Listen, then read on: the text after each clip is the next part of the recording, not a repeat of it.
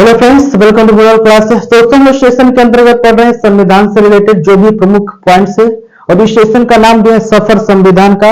और ये आपके पास चौथा वीडियो है ना। ये हमारे चौथा सेशन है और इसमें हम लोग पीछे जो पढ़े थे भाग 2 को पढ़े थे, और भाग 2 में हम नागरिकता संबंधी आपको बताए थे, और नागरिकता संबंधी 5 से लेकर 11 तक अनुच्छेद है, ठीक ना। तो उससे संबंधित जो भी चीज से पढ़े थे, और आज की वीडियो में हम लोग पढ़ने वाले हैं नागरिकता अधिनियम 1955। नागरिकता अधिनियम 1955 क्या है, इसको हम लोग थोड़ा डिटेल से देखते हैं। देखिए, जब हमारा देश आजाद हुआ था तो उस समय बहुत सारी ऐसी समस्याएं थी, तो उस समय कोई नागरिकता से संबंधित कोई विशेष कानून नहीं लाया गया, ठीक ना। देश अभी फिलहाल में आजाद हुआ तो नागरिकता से संबंधित बस यही कहा गया, अगर आप पाकिस्तान में रहते हैं, भारत में आकर रहना चाहते हैं तो आप आइए, आपको भी नागरिकता मिलेगा। तो कोई विशेष तौर पर इसमें कानून नहीं बनाया गया था नागरिकता के ऊपर, ठीक ना।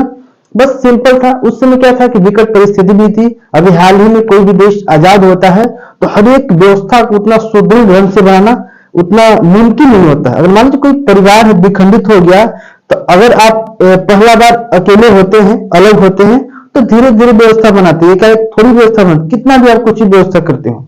उसी प्रकार से हमारा देश भी जब आजाद हुआ था तो इसी प्रकार की व्यवस्थाएं थी। तो नागरिकता संबंधी जो भी कानून था उस पर कोई विशेष ध्यान नहीं दिया गया था। बस इतना ध्यान दिया गया क्या कि आप कहीं कि पाकिस्तान से हैं और भारत में आकर रहना चाहते हैं तो आइए, आपको नागरिकता मिल जाएगा। मतलब कि इसके ऊपर कोई गहन करके गहन अध्ययन करके कानून नहीं बनाया गया। तो यहां से क्वेश्चन पूछता है कि जब संविधान लागू हुआ तो वह कौन सा कानून था जिसमें कोई विशेष तौर पर ध्यान नहीं दिया गया। तो नागरिकता ही कानून था जिसमें विशेष तौर पर कोई ध्यान नहीं दिया गया था। लेकिन फिर बाद में हुआ क्या, इसका फिर मिस यूज होने लगा। इसमें गलत इसका लोग फायदा उठाने लगे। कोई भी पाकिस्तान से किसी भी अवस्था में आता था उसको नागरिकता लेनी पड़ती थी, तो इसका दुरुपयोग होने लगा। जब इसका दुरुपयोग होने लगा तो भारत सरकार ने कहा कि नहीं, इसके ऊपर कानून बनाना जरूरी है। क्योंकि जब तक कानून नहीं बनेगा, लोग कब आ रहे हैं, कब जा रहे हैं, कब आतंकवादी घुसपैठ कर जाए, कोई ठीक है, इसलिए कानून बनाना जरूरी था। तो इस नागरिकता के ऊपर 1955 में अधिनियम बनाया गया, कानून बनाया गया। और 1955 में जब कानून बना तो उसमें 5 प्रकार के बने कानून, है ना, कि आपको नागरिकता अगर हमारे देश में लेना है तो आपको 5 प्रकार के ऑप्शन देंगे कि आपको 5 प्रकार में से कोई भी एक चीज को फॉलो करना पड़ेगा। लेकिन इसमें प्रथम बार संशोधन भी किया गया, क्योंकि जब 1955 का जब नागरिकता कानून बना था तो उसमें बहुत सारे कुछ कमियां थी, बहुत सारे ऐसे ऐसे पॉइंट्स थे जिसका कोई मतलब नहीं था। उन कमियों को दूर करने के लिए उनमें संशोधन किया गया, और प्रथम बार संशोधन किया गया 1986 को। नागरिकता कानून में जो प्रथम बार संशोधन किया गया 1986, मोस्ट इंपोर्टेंट, इसको आप ध्यान रखेंगे। कब किया गया था प्रथम बार संशोधन? 1986 को। इसके बाद बहुत सारे संशोधन हुए, 1992 को, 2003 को, 2005 और 2019 से भी हाल ही में जो कोरोना लगा था ना, सीएए एनआरसी वाला सब था ना, सब धांधली वो हो रहा था, सब घेराबंदी, सब आंदोलन हो रहा था ना, सीएए एनआरसी, सीएए एनआरसी हम पढ़ाएंगे इसको भी ना। इसी पर 2019 में वो नागरिकता संबंधी कानून था। कितना लोग को मन में भ्रम हो गया था कि यहाँ से मुसलमानों को भगा रहे हैं या मुसलमानों की पहचान मांग रहे हैं, ऐसा कुछ नहीं था। वो सीए एनआरसी क्या है हम एकदम डिटेल्स आपको पढ़ाएंगे, है ना, जब पढ़ाएंगे तो पढ़ाएंगे। अभी इतना हम लोग समझते हैं कि जितने संशोधन किए गए, अभी तक देखिए इतना संशोधन किया गया है ना, नागरिकता संबंधी कानून में। टाइम टू टाइम जरूरी होता है संशोधन करना। कोई भी नियम होता है बहुत लंबा टाइम तक पुराना हो जाता है तो उसमें कोई नई कड़ी को जोड़ना बहुत जरूरी होता है ना, ना मॉडिफाई करना होता है। तो नागरिकता संबंधी ये सारे इस प्रकार के संशोधन हुए। तो अगर इसमें भारत सरकार ने कहा अगर कोई भी व्यक्ति है अगर भारत की नागरिकता लेना चाहता है कि हम भारत में आएंगे, भारत में रहेंगे, तो ऐसे थोड़ी कि कोई आकर यहाँ की नागरिकता ले लेगा, ऐसा नहीं है। उसके लिए कुछ नियम कानून बनाएंगे कि आप किस आधार पर भारत की नागरिकता ले सकते हैं। तो ये जानना आप लोग के लिए बेहद ही महत्वपूर्ण है कि अगर हमको भारत की नागरिकता लेना है, अगर मान लीजिए इसमें से कोई विदेश का रहने वाला है, विदेशी अगर आकर भारत की नागरिकता लेना चाहे, उसको क्या क्या प्रोसेस है, क्या क्या चीज होनी चाहिए ताकि उसको भारत की नागरिकता मिल सकती है। पहला देखिए, पहला जन्म के आधार पर, बहुत गड़बड़ था जन्म के आधार पर, है ना। जन्म के आधार पर शुरुआत में जब नियम लाया गया ना, तो कहा कि कोई भी व्यक्ति अगर विदेश का है, अगर भारत में आकर उसका बच्चा पैदा होता है, तो उसके बच्चे को यहाँ की नागरिकता मिल जाएगी जन्म के आधार पर, है ना। और कोई विदेशी अगर मान लो घूमने फिरने भी आया, अगर वहां से कोई महिला है यहाँ पे घूमने फिरने भी आई और प्रेग्नेंट थी और यहाँ उसका बच्चा होता है, तो उसके बच्चे को नागरिकता भारत की मिली। ऐसे पहले कानून था। और वैसे तो मान लो कोई इलाज भी कराने भारत में आया, दूसरे देश से बहुत सारे आते हैं, और यहाँ पर आए, वहां उसका बच्चा हुआ तो उसके बच्चे को भारत की नागरिकता मिलेगी। तो ये बहुत गड़बड़ था। सबसे सटा हुआ नेपाल है, नेपाल के बहुत सारे लोग आते हैं, यहाँ बच्चा पैदा हुआ तो भारत की नागरिकता दो, मतलब कि इसको भारत की नागरिकता मिल गई, भारत का नागरिक हो गया। तो जन्म के आधार पर किसी को भी दिया जा सकता था, जन्म के आधार पर। कोई विदेशी भी आ गया ना भारत के अंदर, उसका बच्चा पैदा ले लिया तो उसके बच्चे को भारत की नागरिकता मिल जाती। इससे बड़ा गड़बड़ हो रहा था। तो इस कानून को संशोधन किया गया 1986 को। 1986 में इस कानून को संशोधित कर नया नियम लाया गया कि नहीं ऐसे तो बहुत गड़बड़ हो रहा है, कोई भी आ रहा है यहाँ पे बच्चा पैदा है उसको नागरिकता देना पड़ रहा है, ऐसे तो बहुत गड़बड़ होगा, है ना। क्योंकि बच्चा छोड़कर तो जाएगी, फिर उस बच्चे के लिए जाएगी वहां जहां रहता है, तो उस बच्चा को यहाँ की नागरिकता है, ये किराया रहा है वहां पर, तो क्या फायदा है भारत को। तो इसके लिए कानून लाया गया, संशोधन किया गया उस नियम, है ना। 1986 में संशोधन किया गया और कहा गया कि नहीं, अगर कोई बच्चा पैदा होता है, उनके माता या पिता में से कोई एक भारत का होना चाहिए, या तो माता भारत की होनी चाहिए या तो पिता भारत की होनी चाहिए, तभी यहाँ की नागरिकता मिल सकती है, अदरवाइज नागरिकता नहीं मिलेगी।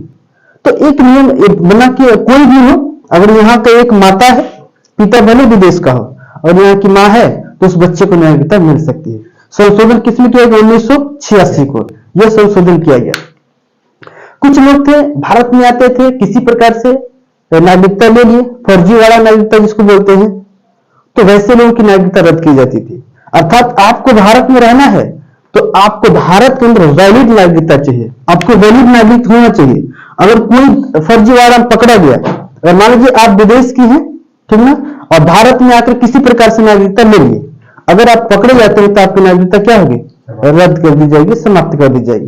तो मतलब कि आपको वैलिड यहाँ की हो, यहाँ के परमानेंट निवासी हो, तब आपकी नागरिकता मिलेगी, अदरवाइज आपको नागरिकता नहीं मिलेगी। तो जन्म के आधार पर ये 3 तरह की व्यवस्थाएं लाएगी, ठीक ना। इसके बाद नागरिकता देने का दूसरा प्रावधान था।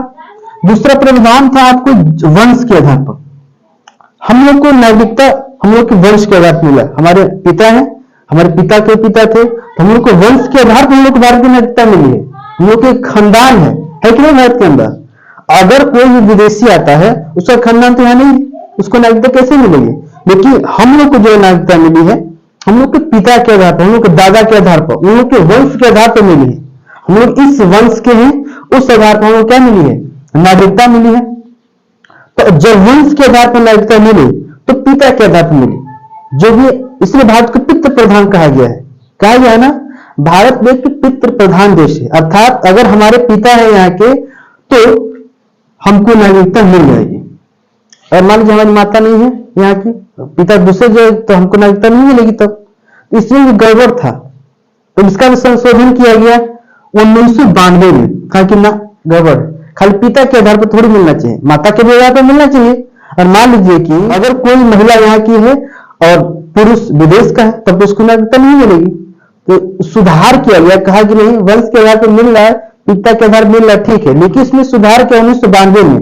कहा कि माता हो या पिता हो, दोनों के आधार मिल सकता है। एग्जाम्पल के तौर पर जैसे मान लो सानिया मिर्जा है और शोएब मलिक है, ठीक। सानिया मिर्जा शोएब मलिक है ना, सानिया मिर्जा भारत की है और शोएब मलिक कहाँ का? पाकिस्तान का है। तो उसके लड़का को माता के आधार पर मान्यता यहाँ की नागरिकता मिल जाएगी। क्योंकि नियम है 1992 में किया गया नियम, क्योंकि माता के आधार पर भी यहाँ की नागरिकता क्या हो सकती है? मिल सकती है। अगर वो चाहे कि हमको पाकिस्तान का लेंगे तो पिता के आधार पर मान्यता ले सकता है। पिता के आधार पर लेगा तो उसको पाकिस्तान की नागरिकता मिलेगी, और माता के आधार पर लेगा तो उसका कहाँ का मिलेगा? इंडिया की, क्योंकि माँ इंडिया की है। तो दोनों मिलेगा उसको? हाँ, दोनों ले सकता है, लेकिन अब उसके ऊपर निर्भर करता है जब 18 साल का होगा कि लड़का किधर जाएगा, इंडिया जाएगा पाकिस्तान? बिल्कुल नहीं, ये नियम है। आप एक जगह की नागरिकता लेंगे, दूसरी जगह की नागरिकता समाप्त होगी ऑटोमेटिक। दूसरे पता पता चलेगा ना कि आप 2 जगह की नागरिकता नहीं ले सकते हैं। कहीं से पूरे दुनिया भर में नियम है, आप नागरिकता एक ही जगह ले सकते हैं। अगर भारत के हैं, पाकिस्तान की नागरिकता ले लिए तो भारत की नागरिकता समाप्त। हम भारत के हैं, अगर मान लीजिए कि इंग्लैंड गए और इंग्लैंड की नागरिकता ले लिए, वहां शादी विवाह करके, तो हमारा भारत की नागरिकता क्या होगी, समाप्त हो जाएगी ऑटोमेटिक। भारत सरकार में आप नहीं माने जाएंगे। अगर भारत में आते हैं तो आप एक तरह से विदेशी माने जाएंगे, क्योंकि आपके पास कोई नागरिकता नहीं है, आपको ऑटोमेटिक अनवैलिड किया जाएगा, ठीक ना, वैलिड नहीं किया जाएगा। तो उसका लड़का है 18 साल का होगा तो अब उसके ऊपर निर्भर करता है कि माता के सापेक्ष लेना चाहते हैं, पिता के सापेक्ष। अगर पिता की ओर जाना चाहेगा तो पिता की तरफ चलेगा पाकिस्तान की नागरिकता, और माता की तरफ आएगा तो भारत की नागरिकता। ये उसके ऊपर निर्भर करता है। और तीसरे की अगर बात करें, पंजीकरण अर्थात रजिस्ट्रेशन करना पड़ता है। अब देखिए क्या होता है, अगर मान लीजिए कोई विदेशी है, अगर भारत में आकर 7 साल लगातार रह गया, ध्यान सुनिए बहुत इंपॉर्टेंट है, अगर कोई विदेशी भारत में आकर लगातार 7 साल रहा, कितना साल, 7 साल, अगर 7 साल में उसके द्वारा कोई भी गलत काम नहीं किए गए हैं, कोई भी देश विरोधी काम नहीं किया गया है, उसके ऊपर कोई भी केस नहीं है, केस एक बार भी कोई भी केस उसके ऊपर नहीं है, उसका छवि साफ सुथरा हो, उसका चरित्र प्रमाण पत्र बिल्कुल अच्छा हो, साफ सुथरा हो, तब भारत सरकार उसको भारत की नागरिकता दे सकती है। या भारत में वो आकर शादी भी किया, कोई विदेशी आकर भारत में शादी कर लिया और वो 7 साल तक रहा लगातार और उसका चरित्र बिल्कुल फ्रेश है, साफ सुथरा है, तब उसको भारत की नागरिकता बिल्कुल मिल सकती है, उसमें कोई दो राय नहीं है। अर्थात तीसरी विधि है कि अगर कोई व्यक्ति भारत में पंजीकरण कराता है और 7 साल लगातार रहता है, उसको नागरिकता मिलेगा। अर्थात वह अप्लाई कर सकता है, वह रजिस्ट्रेशन करा सकता है कि अभी हम इस समय भारत के नागरिक के लिए दावेदारी हैं, हम अप्लाई कर सकते हैं। और वो अप्लाई करेगा गृह मंत्रालय में, और गृह मंत्रालय तय करेगी कि इसको हम नागरिकता दें या न दें। अब गृह मंत्रालय क्या करेगा, उसके ऊपर जांच बैठाएगा और थाना वेरिफिकेशन करेगा, कहीं इसके ऊपर केस तो नहीं है, और केस होगा तो फिर उसको रद्द कर देगा, कहीं नहीं, आपकी कैरेक्टर सही नहीं है, तुम्हारा चरित्र सही नहीं है यहाँ पर रहने का, या कोई भी देश विरोधी कार्य में फंसा हो, क्या ठीक, विदेश से आकर भारत में रह रहा है, हो सकता है जहां से वहां से टेररिस्ट हो, आतंकवादी हो, जो भारत में आकर शांतिपूर्वक रह रहा है, तो वैसे लोग का छानबीन होता है, इसके बाद भारत की नागरिकता दी जाती है। भले भारत की नागरिक शादी कर लिया भारत की महिला से, वो मान्य नहीं रखता है, लेकिन उसका पूरा छानबीन होगा, पूरे उसके ऊपर जांच बैठेगी, पूरा उसका वेरिफिकेशन होगा, पूरे चरित्र से लेकर हर चीज का, उसके क्या क्या कार्य रहे हैं। जब उसमें सब कुछ ओके पाया जाएगा, तब गृह मंत्रालय उसको क्या करेगा, नागरिकता देगा, क्योंकि नागरिकता संबंधित जो भी कानून है उस पर गृह मंत्रालय उसी पर वही कानून बनाता है और संसद में पेश करता है। बताए थे पीछे आपको, तो नागरिकता के ऊपर कौन कानून बनाता है, गृह मंत्रालय बनाता है, और कहां पेश किया जाता है, तो संसद में, संसद के पास इसका पावर है। यहां तक क्लियर हुआ ना, कहने का मतलब रजिस्ट्रेशन कराकर भी आप भारत की नागरिकता ले सकते हैं। इसके बाद दो और है, उसको हम लोग देखते हैं। तो हम लोग देखिए चौथा प्रकार का क्या कर सकते हैं। चौथा प्रकार का अगर नागरिकता लेना है तो चौथे प्रकार में है देशीकरण। अब कहेंगे सर देशीकरण क्या है, देखिए अगर कोई भी व्यक्ति अगर भारत में रहना चाहता है, अगर भारत की नागरिकता लेना चाहता है, तो कम से कम उसको भारत में 10 साल निवास करना पड़ेगा। क्या करना पड़ेगा, कम से कम 10 साल का निवास करना पड़ेगा। इसके बाद वही नहीं, देशीकरण में तुम देशी हो, अपने देश का बनना चाहती हो, ठीक ना, अपने देश का बनना चाहती हो, तुम भारत का बनना चाहती हो, कम से कम भारत में 10 साल तुमको रहना पड़ेगा। इसके बाद तुमको कोई न कोई एक भाषा आता है भारत का, कोई न कोई, जैसे भोजपुरी, बंगाली, पंजाबी, कन्नड़, जो भी भारत में बहुत सारी भाषाएं है ना, हिंदी भी आता है, भारत का राष्ट्रीय भाषा है वो तो, है ना, तो कोई न कोई आपको एक भाषा आना चाहिए। इसके बाद आपको ये भी जरूरी है कि आप या तो कोई कला क्षेत्र में हो, या कोई वैज्ञानिक हो, विज्ञान के क्षेत्र में हो, या कोई आप लेखक हो, साहित्य के क्षेत्र में हो, तभी आपको भारत की नागरिकता मिलेगी। नहीं मिलेगी यहाँ की नागरिकता, बिल्कुल नहीं, यहाँ की मिल नहीं सकता है, फालतू नहीं। देखो कला, विज्ञान और साहित्य ये जो क्षेत्र है, इनमें कहीं न कहीं आपको क्या होना चाहिए, निपुण होना चाहिए, आपको अच्छे प्रकार से ज्ञान होना चाहिए, तब आप भारत में रहने के लिए अप्लाई कर सकते हैं, है ना, आप पंजीकरण करा सकते हैं कि हम भारत में रह सकते हैं। किसके अंतर्गत, देशीकरण के अंतर्गत। देशीकरण के अंतर्गत क्या है, कम से कम 10 साल भारत का निवासी है। इसके बाद आपको कोई न कोई एक भारत की अच्छी प्रकार से भाषा आती हो। इसके बाद आपको इन क्षेत्रों में कोई न कोई एक क्षेत्र में आप कार्यरत हो, अच्छे प्रकार से आपको नॉलेज हो। कला क्षेत्र में से नहीं, यही 3 से क्षेत्र है। जैसे कला क्षेत्र में क्या हो गया, नहीं कला क्षेत्र बहुत सारे आ गए, नृत्य हो गया, फिल्मी संगीत हो गया, या और भी सारे क्षेत्र में कला क्षेत्र हो गया। विज्ञान में पढ़ाई क्षेत्र, कोई वैज्ञानिक हो या कोई भी टीचर हो, आप यहाँ पे अच्छे पद पे हो। साहित्य में कोई लेखककार हो, किताब पुस्तक लिखते हो, उन क्षेत्र में बहुत सारे क्षेत्र हो गए। तो आपको ये सारे चीज आपके पास बाकायदे होने चाहिए, इतनी आपके अंदर एबिलिटी होनी चाहिए, क्षमता होनी चाहिए, तब आपको भारत की नागरिकता होने के लिए पंजीकरण करा सकते हैं, आप अप्लाई कर सकते हैं। इसके बाद गृह मंत्रालय आपके ऊपर जो रिसर्च करेगी कि आपको नागरिकता देना चाहिए या नहीं देना चाहिए। इसके बाद लोग जाएंगे तो वो भी इस तरह करेगा, कोई जरूरी नहीं है। ये भारत का नियम पढ़ा रहे हैं, ये कोई जरूरी नहीं कि विदेश में ऐसा नियम हो। ये इंडिया की नागरिकता पढ़ रही है, इंडिया कानून पढ़ रही है कि इंडिया में ऐसे कानून है।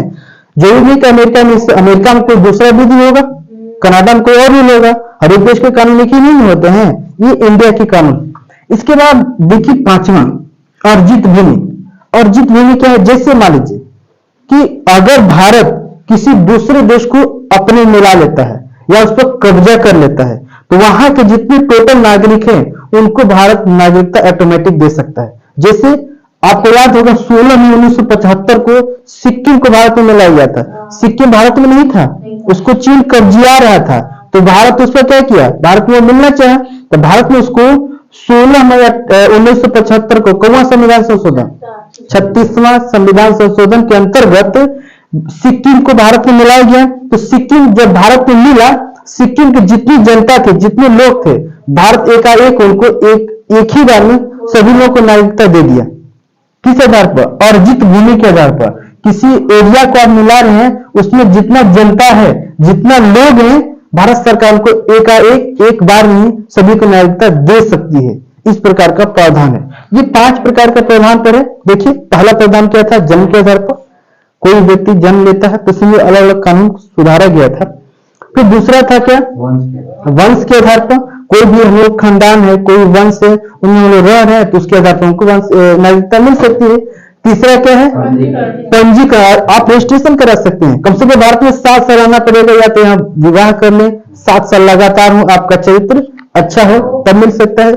चौथा क्या है, चौथा आपका देशीकरण, अर्थात लगातार आप 10 साल के हो और आपको भारत की कोई एक भाषा आती हो या कला या विज्ञान क्षेत्र में आप निपुण हो, तब आपको मिल सकता है। 5वां क्या है, भूमि अर्जित, किसी देश को आप मिला लेते हैं, उसकी जितनी भी जनता है उसको क्या कर सकते हैं, आप नागरिकता दे सकते हैं। उदाहरण के लिए 16 मई 1975 को जो सिक्किम राज्य। अब देखिए इसके बाद अगर हम किसी को कोई नागरिकता दे सकते हैं, नागरिकता छीन भी सकते हैं।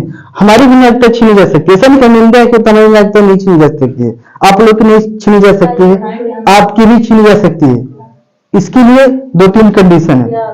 अगर मान लीजिए कि हम भारत के हैं, जाकर कहीं इंग्लैंड में शिफ्ट हो गए और वहां की नागरिकता ले लिए, तो ऑटोमेटिक हमारी नागरिकता क्या होगी, खत्म हो जाएगा, समाप्त हो जाएगी हमारी नागरिकता। पहला विधि है कि हमारी नागरिकता समाप्त होने का पहला विधि, हम कहीं दूसरे देश की नागरिकता ले लें, हमारी अपने आप नागरिकता क्या होगी, समाप्त होगी। दूसरी क्या है कि अगर मान लीजिए कि कोई भी व्यक्ति यहाँ का नागरिकता ले चुका है, ठीक हर चीज कर रहा है, लेकिन वो फर्जीवाड़ा में पकड़ा गया कि इसकी नागरिकता गलत तरीके से लिया गया है, गलत तरीका से नागरिकता लिया गया है। तुम मान लो कि यहाँ की नहीं हो, तुम विदेश की हो, किसी भी प्रकार से पैसा वैसा देकर नागरिकता तुम यहाँ की ले ली, बनवा ली, बाद में फिर जांच बैठा, तुम पकड़ी गई, तो उस समय क्या होगा कि कोई सुनवाई नहीं होगी, आपकी नागरिकता क्या होगी, बर्खास्त की जाएगी। बर्खास्त माने आपकी नागरिकता समाप्त की जाएगी। दूसरा यह कि आप फर्जीवाड़ा में पकड़े जाते हैं, आपकी नागरिकता रद्द की जाएगी। तीसरी बात, आपको वंचित कैसे किया जाएगा, जैसे कि मान लीजिए हम पागल हो गए, हमारा मानसिक संतुलन बिल्कुल खराब हो गया, हम किसी की कुछ सुन ही नहीं रहे। अगर मान लो कोई भी व्यक्ति है, हम उसको कुछ अनाप शनाप कुछ भी बोल रहे हैं, हम अपनी नागरिकता, हाँ उनको कोई नागरिकता नहीं, उनको कोई वोट मानने का अधिकार नहीं, क्योंकि उनका मानसिक संतुलन सही नहीं है। वो क्या चुनाव, किसी भी अच्छे व्यक्ति का चुनाव कर सकते हैं, और प्रधानमंत्री का वो तो मरवा रहा, अलग बात है उसको पकड़कर, लेकिन उसको कोई अधिकार नहीं है। अगर उसकी कानून कमेटी बैठाई जाए उसकी नागरिकता समाप्त हो सकती है, ठीक है। तो कोई व्यक्ति पागल हो ये या कोई देश विरोधी काम करता है, जिससे आतंकवादी में प्रवेश कर गया, जिससे मान लो हम आतंकवादी हो गए, हमारी ऑटोमेटिक नागरिकता समाप्त हो जाएगी। अगर मान लीजिए कि हम वैसा कोई काम करते हैं जिससे हमारे देश को हानि पहुंचती हो, जिससे हमारे देश पर धब्बा पहुंचता हो, वैसे व्यक्ति की नागरिकता क्या होगी, समाप्त हो जाएगी। अर्थात उसको नागरिकता से वंचित कर दिया जाएगा, है ना। अर्थात उसकी नागरिकता छीन ली जाएगी, उसको नागरिक भारत का होने का कोई भी अधिकार नहीं है। और ऐसे व्यक्ति को कोई भी अधिकार होना भी नहीं चाहिए जो देश विरोधी कार्य करते हैं। देश विरोधी कार्य कई तरह के हो सकते हैं, जैसे कितना भी लोग बॉर्डर के करीब होते हैं तो स्मगलिंग करते हैं, इस देश से उस देश में अफीम का स्मगलिंग करते हैं या चरस का स्मगलिंग करते हैं। अगर ऐसे लोग पकड़े गए तो उनकी नागरिकता समाप्त कर दी जाती है, उनको अघोषित कर दिया जाता है कि भारत का नागरिक नहीं है, अब उसको भारत में रहने का भी कोई अधिकार नहीं होता है। अगर फिर कहां जाएगा? अगर भारत सरकार चाहेगी उसको भारत से निकाल सकती है, या कोई देश नहीं जाएगा, हाँ वही होगा, वहां का नागरिकता लेना पड़ेगा। तो ऐसा काम ही ना करो यहाँ की नागरिकता तुमको समाप्त करना पड़े। भारत सरकार ऐसे मजबूरन करती है, अपने देश की जनता के साथ नहीं करना चाहिए। लेकिन आपसे अगर देश को खतरा है तो क्या करेगी? अगर आपसे देश को खतरा है तो वैसे लोग को हटा दो, है ना, ऐसे लोग को हटा दो ताकि देश में कोई भी बाधाएं आने वाली हो उतर जाए ऐसे लोग के रहने से। और मान लो ओसामा बिन लादेन भारत का होता तो क्या ओसामा बिन लादेन को इंडिया सरकार उसको रहने के लिए परमिट देती? ऐसे लोगों को तो भारत उसका नागरिकता छीन ही नहीं चाहिए, लेकिन पाकिस्तान उसकी नागरिकता छीनी नहीं छीनी, वो पाकिस्तान में जाकर बढ़िया से रह रहा था। अगर वैसे व्यक्ति अगर देश में रहते हैं तो डायरेक्ट गाली किसको? ओसामा बिन लादेन को नहीं देते, पाकिस्तान को गाली देते हैं। आतंकवादी कोई भी फैलाता है तो कोई व्यक्ति होता है, लेकिन गाली किसको पड़ती है? पाकिस्तान को। तो क्या पाकिस्तान के सारे नागरिक आतंकवादी हैं? नहीं, एक व्यक्ति है जिसकी वजह से सारे लोग गाली सुन रहे हैं, वही है।